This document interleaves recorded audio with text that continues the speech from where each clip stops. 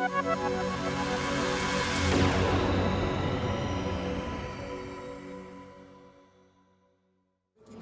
à l'avant et il y a ceux qui à l'arrière n'ont pas de hublot et ne voient rien autre que leurs instruments, leurs cadrans, leur radar.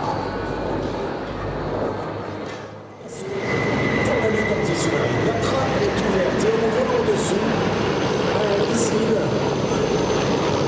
une torpille et on retrouve un matériel de sauvetage, vibration entre les bateaux et les avions.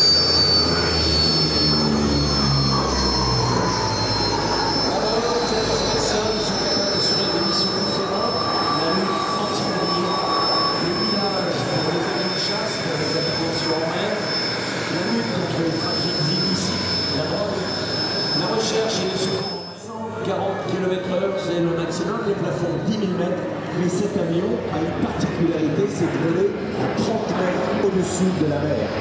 Et pourquoi ils volent à 30 mètres? Eh bien, regardez, on a un radar à l'avant qui est sorti, cette espèce de ronstre qui est sorti, noir, et qui va imaginer une forme métallique. À partir de là, on va lâcher des balises qui vont être soit la torpille va être envoyée et après. Ici à l'intérieur, vous entendez parce que vous êtes le passager, l'observateur de ce poste d'équipage, et bien vous verrez que la ruche à l'intérieur va littéralement rentrer en action.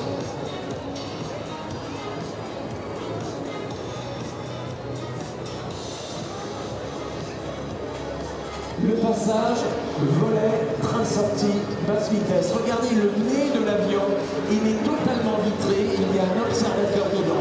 L'observateur a un appareil photo, et il va repérer les endroits où il y a du pétrole et il va envoyer vers l'Alpine la preuve qu'il y a une pollution. Et à l'arrière, eh bien regardez, il n'y a pas de hublot. Par contre, il y a juste deux sabords, deux grosses bulles, une du côté droit, une du côté gauche. Et vous avez la chance de monter dedans pour aller visiter. Vous allez vous rendre compte que tout est en parfait état. Le bout de ces hélices ont des couleurs différentes. Et lorsque c'est le Hawkeye qui est situé sur le porte-avions, il y a une pâle des hélices qui sont fluorescents pour que les nuages se soient disques.